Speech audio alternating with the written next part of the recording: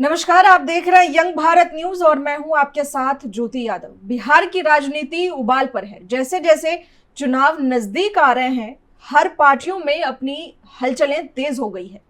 महागठबंधन की एकजुटता पर सवाल, एनडीए की स्थिति को भी भांपी जा रही है। इस बीच सबसे बड़ा मुद्दा बिहार में क्या है, एनडीए की क्या स्थिति है और प्रधानमंत्री नरेंद्र मोदी के लिए बिहार का चुनाव कितना जरूरी है और क्यों जरूरी है, इन तमाम पहलुओं पर बात करेंगे आज। और इस बातचीत में मेरे साथ हैं वरिष्ठ पत्रकार शैलेंद्र गौतम जी।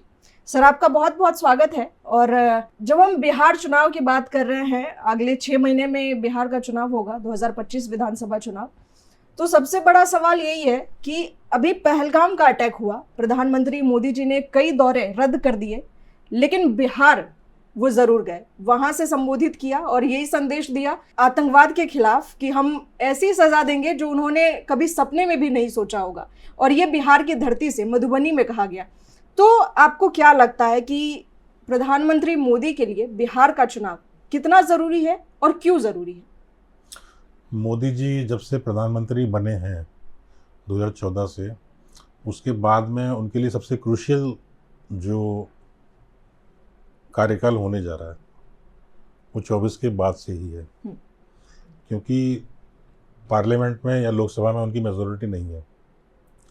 बीजेपी के 240 एमपी हैं, 272 की मेजोरिटी है। तो उनका जो ज़्यादातर जो डिपेंडेंसी है वो चंद्रबाबू नायडू, नीतीश कुमार के ऊपर है। अब मोदी जी को ये पता है कि अभी हाल फिलहाल में ऐसा कोई बाई इलेक्शन नहीं होना है कि आप 240 से 272 अपने पहुंच जाओ। बिहार में अगर सरकार बीजेपी की नहीं बन पाती है और या वहाँ कुछ घटनाक्रम ऐसा हो जाता है जो बीजेपी के अनुकूल नहीं होता, तो सेंट्रल गवर्नमेंट को झटका लग सकता है। क्योंकि नीतीश कुमार के पास में 12 एमपी हैं, 5 एमपी चिराग पासवान के पास में है। और सबसे बड़ी चीज़ जो है कि इनका जो एक एनडीए का पार्ट है, एकनाथ शिंदे, उनके पास में 7 एमपी हैं और शिंदे नाराज हैं जब से उनको सीएम नहीं बनाया गया। अगर नीतीश जाते हैं 12 एमपी लेके, तो शिंदे के 7 एमपी भी पीछे हट सकते हैं। तो 19 एमपी हो गए। उस स्थिति में मोदी जी के लिए सरवाइव करना बहुत मुश्किल पड़ जाएगा। नीतीश कुमार का अपना जो कैरेक्टर है कि वो डेडली अगेंस्ट मोदी है। 2014 में जब बीजेपी ने अपनी कैंपेन कमेटी का चेयरमैन नरेंद्र मोदी को बनाया, तो उस समय पे नीतीश कुमार एनडीए में थे। लेकिन मोदी जी के चेयरमैन बनते ही कैंपेन कमेटी का नीतीश कुमार ने एनडीए को छोड़ दिया। 2015 का जब असेंबली चुनाव हुआ तो उन्होंने आरजेडी के साथ मिलके बीजेपी को हरा भी दिया। उसके बाद में फिर वो बीजेपी के साथ आ गए, फिर चले गए। लेकिन 2024 चुनाव से पहले जब इंडिया बन रहा था, तो इंडिया को बनाने में नीतीश कुमार का ही अहम रोल था। और उनका एक उस समय स्टेटमेंट था कि जो 2014 में आ गए थे वो 24 में नहीं आएंगे, हम उनको नहीं आने देंगे। तो बीजेपी को ये पता है कि नीतीश कुमार कब कहाँ कैसे पलटी मार दें, कोई पता नहीं है।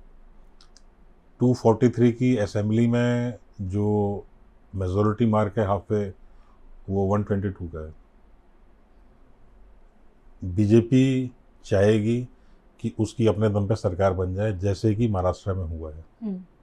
महाराष्ट्र में आज बीजेपी किसी पर डिपेंड नहीं करती है। ठीक है, वो अजीत पवार को या शिंदे को साथ लेके चल रही है, लेकिन अगर वो चाहे तो इन दोनों के में सरकार बना सकती है।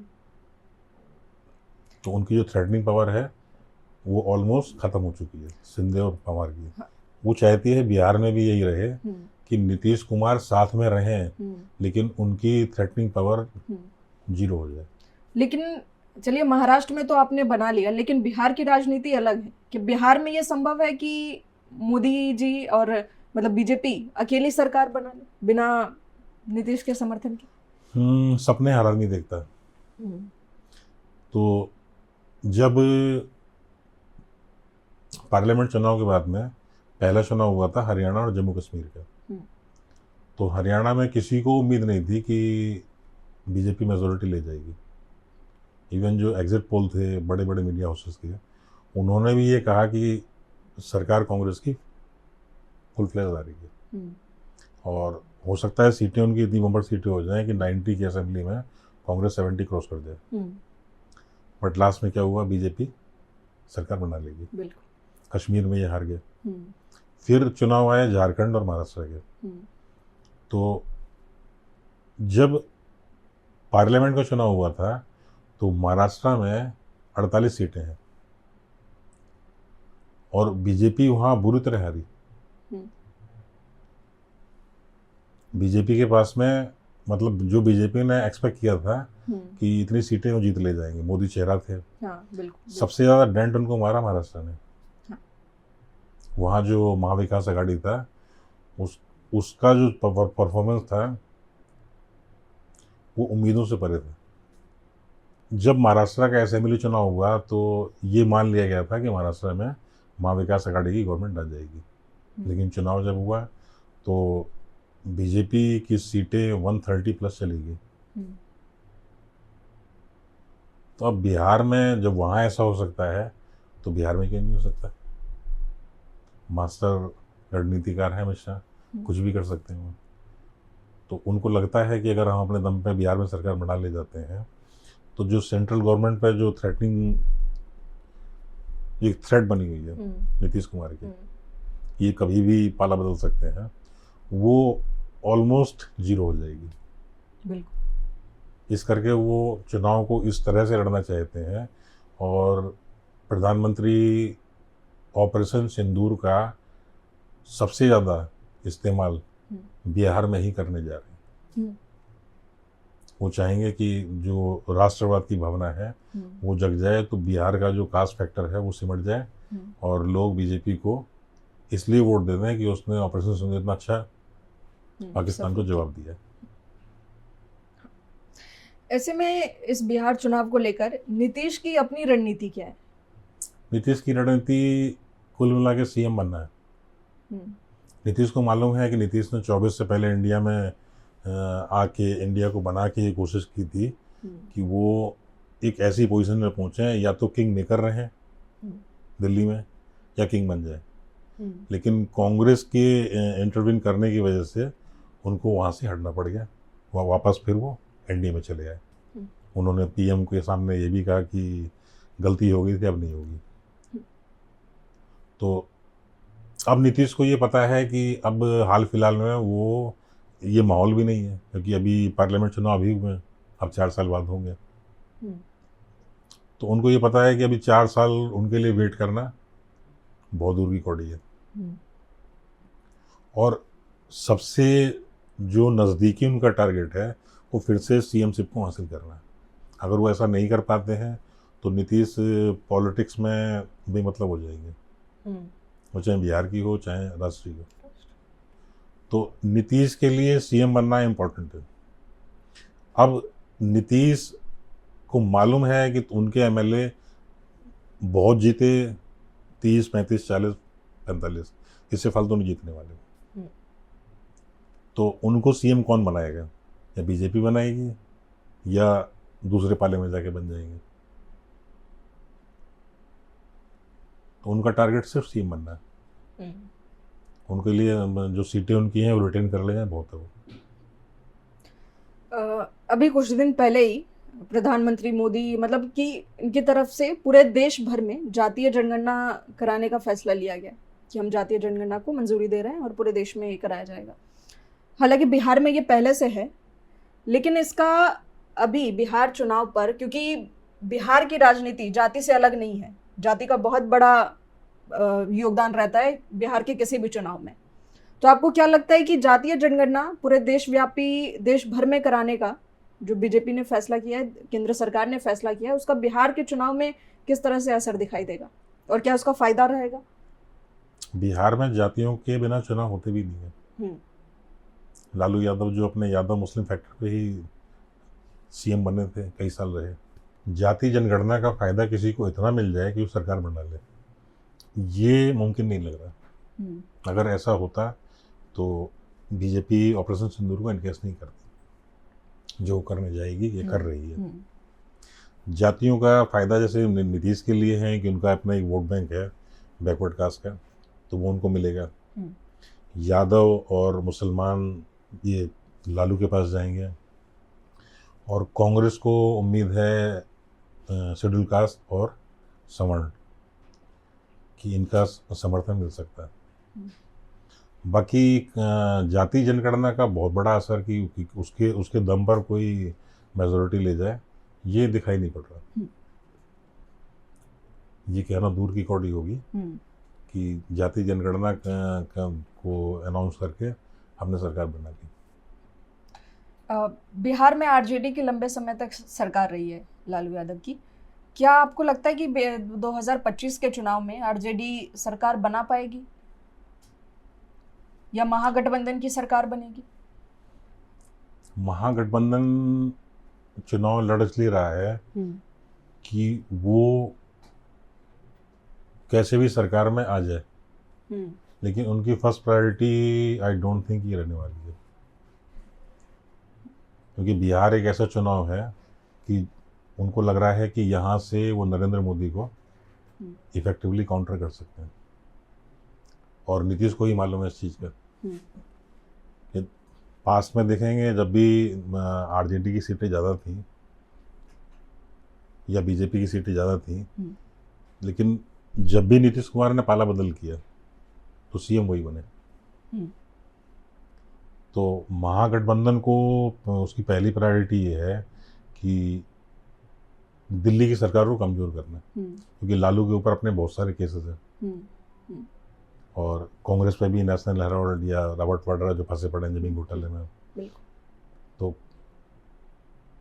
इन लोगों को ये मालूम है कि अगर मोदी सुपर स्ट्रांग हो गए तो कौन जेल में रहेगा, कौन जेल से बाहर रहेगा, चुनाव कौन लड़ेगा, कौन जीतेगा, ये तो अलग बात है। केजरीवाल सीएम बनने के बाद भी जेल में थे। बिल्कुल। तो इसलिए उनकी कोशिश ये रहेगी कि किसी तरह बिहार चुनाव से नरेंद्र मोदी पर एक नकेल डाली जाए। अगर उनको लगा कि इसके लिए नीतीश को सीएम बनाना जरूरी है तो बना देंगे,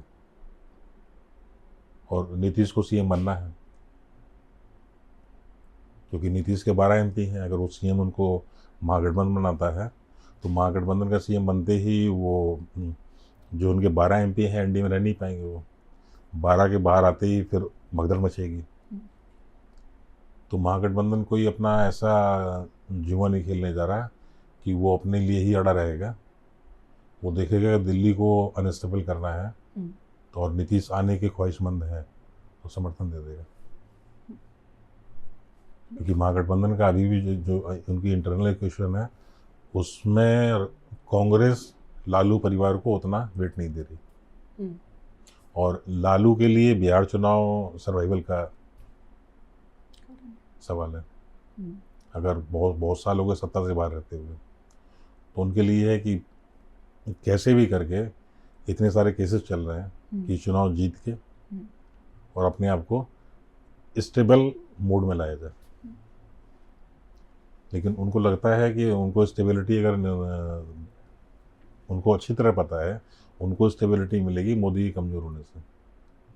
तो अगर वो ऐसा गेम खेलते हैं कि मेजॉरिटी किसी की नहीं आ रही है तो वो नीतीश को सीएम बना देंगे। अगर मेजॉरिटी उनकी अपनी आ जाती है तो वो अपना फिर उनका अपना कांग्रेस का उनका फैसला होगा कौन किसका सीएम बनाता है। क्या इस बार के चुनाव में बिहार में किसी तीसरे विकल्प की गुंजाइश है या फिर 2 ध्रुवों में चुनाव होगा? और तीसरा विकल्प से मेरा इशारा है जनसुराज, प्रशांत किशोर की पार्टी क्या जीत दर्ज कर सकती है या कैसा उनका कितना वर्चस्व रह सकता है? तीसरा विकल्प प्रशांत किशोर बिहार के हैं, ये उनकी एक क्वालिफिकेशन है, और उनका जो सबसे पहला जो उनका जो काम था एज ए स्ट्रेटेजिस्ट वो नरेंद्र मोदी के साथ रहा, फिर उनको नीतीश के साथ में आए और नीतीश ने उनको अपना उपाध्यक्ष ही बनाया था जेडीयू का। तो पॉलिटिकल उनका आगाज वहीं से हुआ था कि जेडीयू में जब उपाध्यक्ष बने तो उनको मतलब उनकी ख्वाहिश थी राजनीति में परमानेंट आने की, तो जेडीयू ने पूरी कर दी थी वो। फिर बाद में जेडीयू ने निकाल दिया उनको, तो वो अपना वेस्ट बंगाल गए, फिर केजरीवाल के पास आए, उन्होंने हर जगह अपनी सर्विसेज दी, उसके लिए पैसा चार्ज किया। अब वो फुल टाइमर पॉलिटिशियन बन के बिहार की राजनीति में गए हैं और एक लंबे टाइम से पार्लियामेंट चुनाव से काफ़ी पहले से वो वहाँ कई तरह के ऐसे आंदोलन कहेंगे या कार्यक्रम कहेंगे जिनमें वो शरीक हुए अपने आप को लाइमलाइट में लाने के लिए कि सुर्खियों में आ जाए तो वो एक चेहरा बन जाएंगे। लेकिन मुझे नहीं लगता कि प्रशांत किशोर कोई इतनी बड़ी पावर बनने जा रहे हैं कि उनको थर्ड फ्रंट का नाम दे दिया जाए। प्रशांत किशोर अगर अपनी बमुश्किल 2, 4, 6, 8, 10 सीटें जीत भी ले जाते हैं तो उनकी कोशिश ये रहेगी कि वो किसी ऐसे बंदे के लिए बैसाखी बनने का काम करें जो जिससे उनकी इम्पोर्टेंस बढ़ जाए। अपने दम पर सरकार बनाने की ये अभी तो बहुत दूर की चीज़। प्रशांत किशोर वैसे ही पैसे लेके सर्विस देते हैं, कोई इनका समाज सेवी या क्रांतिकारी वाला कोई औरा नहीं है। वो एक प्योर प्रोफेशनल आदमी है, पैसे देते हैं, सर्विसेज देते हैं। चाहे पहले पैसे मोदी जी ने दिए, उनको सर्विसेज दी, फिर ममता जी ने दिए, केजरीवाल ने दिए, तो जहाँ पैसा मिला सर्विसेज दी उन्होंने। कांग्रेस में भी जा रहे थे लेकिन वहाँ से उन्होंने कहा कि वो एक ऐसी पोजीशन में आना चाहते हैं जो अल्टीमेट डिसाइड करेगी कि चुनाव में कब क्या कैसे होना है, लेकिन कांग्रेस ने मना कर दिया उनको। सरकार बनाने को लेकर तो उन्होंने भी साफ तौर पे कहा है, अभी उनकी कई सारी रैलियां चल रही हैं, तो उन्होंने कहा कि हम मुख्यमंत्री बनने के लिए नहीं आए बिहार के, हमको युवाओं के लिए काम करना है, हमने 10-10 मुख्यमंत्री खड़ा कर दिया है, हमको मुख्यमंत्री नहीं बनना है। तो और कहेंगे क्या वो?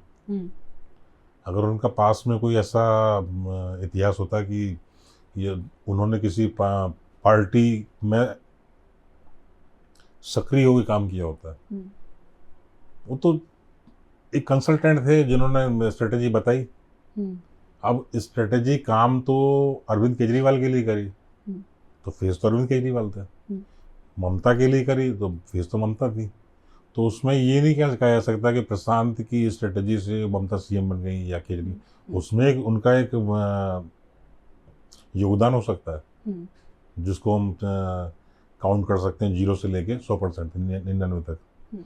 ये नहीं कह सकते उनकी सलाह से ही ममता ने रिटेन किया अपने आप को, एक केजरीवाल रिटेन किया, या नरेंद्र मोदी 14 में जो प्रधानमंत्री बने वो प्रशांत किशोर की सलाह की वजह से था। प्रशांत किशोर प्योर पॉलिटिशियन के तौर पर इससे पहले कभी भी नहीं रहे, जेडीयू के उपाध्यक्ष होके रहे थे, तो वहाँ उनकी अपनी किस तरह की एक डीलिंग रही या एक्टिविटी रही कि जिस नीतीश कुमार ने उनको जेडीयू का उपाध्यक्ष बनाया था आउट ऑफ वे जाके, उसने ही उनको बाहर निकाल दिया। तो एज ए पॉलिटिशियन उनका पहला जो कदम था फेल कर गया। दूसरे उसमें ये जन स्वराज पार्टी लेके अपनी वो बिहार में आए, तो बिहार को एक वो सपना दिखा रहे हैं कि यहाँ पलायनवाद है, गरीबी है, काम नहीं है, कि मैं इन चीज़ों पर काम करूँगा। लेकिन भारत में या कि बिहार में या उत्तर प्रदेश में एक कॉमन चीज़ है, सरकार किसी की भी आए स्थितियाँ वही रहनी है। अनएम्प्लॉयमेंट हो, चाहे महंगाई हो, चाहे ये जो भी इश्यूज़ हैं वो कांग्रेस के टाइम पे ऐसे ही थे जैसे आज मोदी के टाइम पर हैं।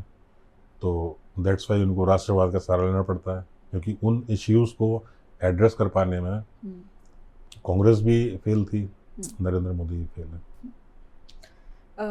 एक आखिरी सवाल है आपसे कि जिस तरीके से नीतीश कुमार पलटू राम के तौर पे जाने जाते हैं कि हमेशा अपना पाला बदल लेते हैं, दूसरी एक चीज़, उनके कई सारे वीडियो अब बीते महीनों में और आज भी उनका एक वीडियो वायरल हो रहा है जिसमें अधिकारी उनको गमला, उनके स्वागत के लिए उनको गमला देते हैं, तो वो वही गमला उनके माथे पर रख देते हैं, उनके सिर पर रख देते हैं।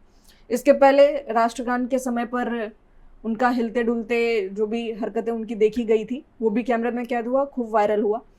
तो इन सब से नीतीश कुमार बतौर सीएम इस तरह की चीज़ें कर रहे हैं और चुनाव नज़दीक है, इसका कितना नुकसान एनडीए को हो सकता है और विपक्ष इसका किस तरह से कितना फायदा उठा सकती है?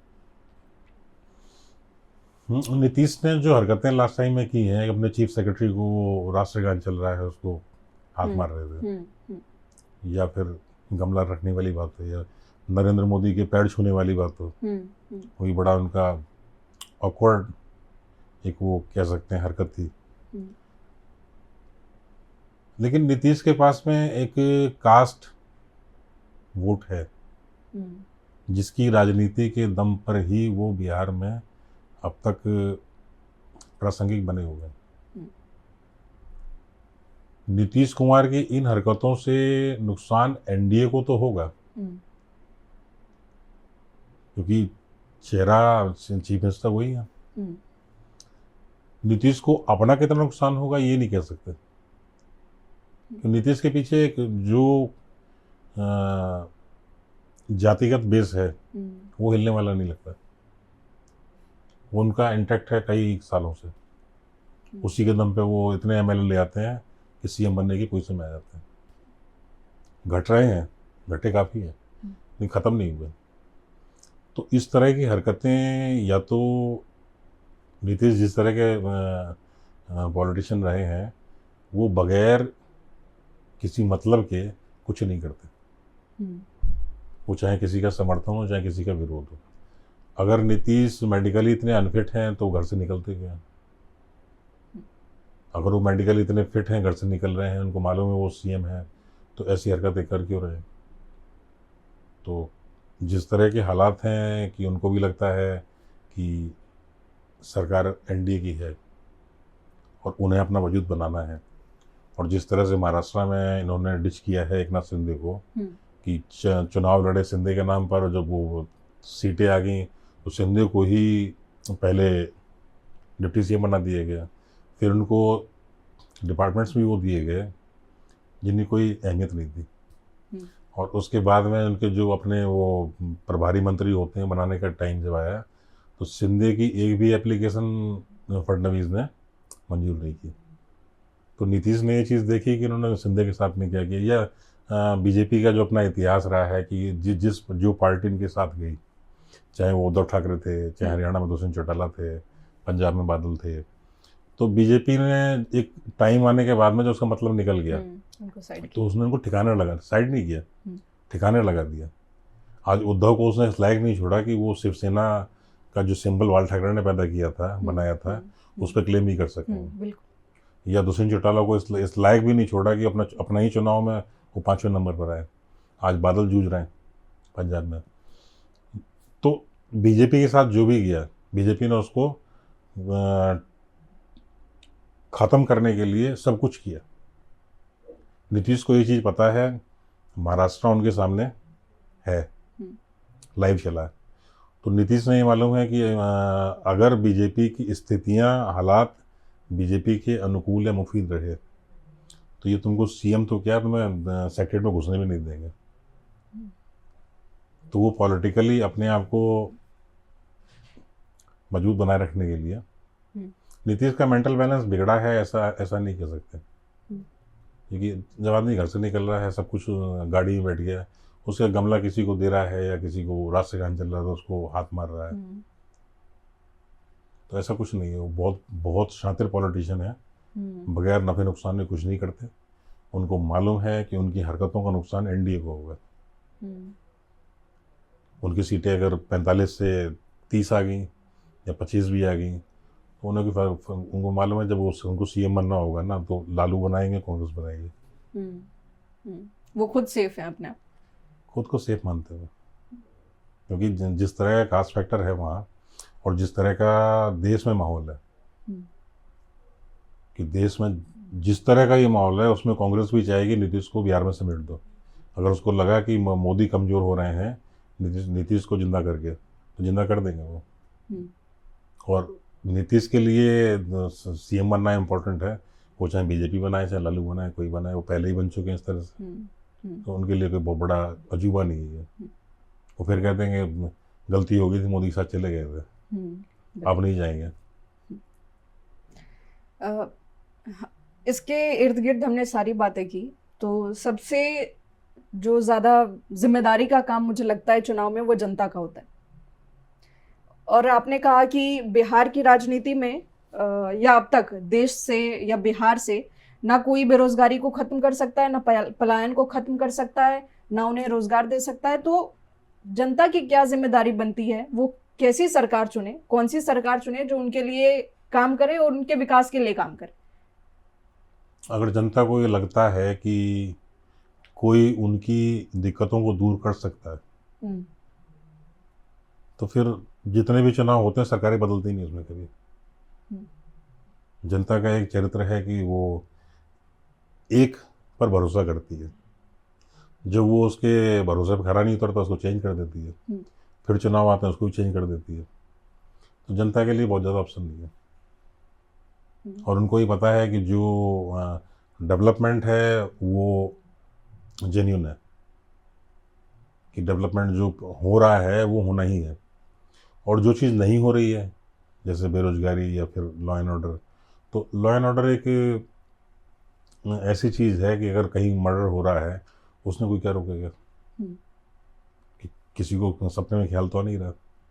लॉ एंड ऑर्डर में जो चीज़ें हैं जैसे यूपी में था एवटीजिंग वगैरह, तो उस पर कंट्रोल किया जा सकता है। अब ये हार्डकोर क्राइम है तो कंट्रोल करने लायक है ही नहीं है। तो जनता को भी पता है कि कोई किसी टारगेट कर रहा है लॉ एंड ऑर्डर के ऊपर या बेरोजगारी के ऊपर, ये चीज़ें ख़त्म तो होने नहीं है। समाज है, अपराध रहेगा। आबादी इतनी ज़्यादा है देश की या बिहार की कि कोई भी चाहे प्रशांत किशोर को सीएम बना दो, उनके पास भी ये कोई प्लान नहीं होगा कि हम जो समस्याएं हैं उनको चुटकी बजा दूर कर दें। किसी के पास में जादू की छड़ी नहीं है, क्योंकि हमारा सबसे बड़ा हमारा जो है कि मैन पावर इतनी हो गई है और उसके लिए ढंग का काम या काम भी नहीं है, तो उसका कोई सॉल्यूशन किसी के पास नहीं है। दैट्स वाई चुनाव जाते हैं, राष्ट्रवाद या जातिवाद या जाति का जनगणना इस तरह के जुमले आते हैं और लोग उसमें फिसलते हैं। जब वो पूरे नहीं होते हैं फिर वो पीछे आ जाते हैं, सरकार को बदल देते हैं। सरकार अगली बार फिर चुनाव आएंगे उसको चेंज कर देंगे, तो इनका कोई समाधान नहीं है। तो अंत में जनता को तय करना है कि उनके लिए क्या सही है और क्या गलत है, कौन उनके लिए सही काम करेगी और कौन नहीं। बहुत बहुत शुक्रिया सर हमें समय देने के लिए। फिलहाल के लिए बस इतना ही। आपको ये चर्चा कैसी लगी कमेंट कर हमें ज़रूर बताएं। इसी तरह की तमाम बड़ी खबरों के लिए और चर्चाओं के लिए जुड़े रहें हमारे साथ, देखते रहें यंग भारत न्यूज़।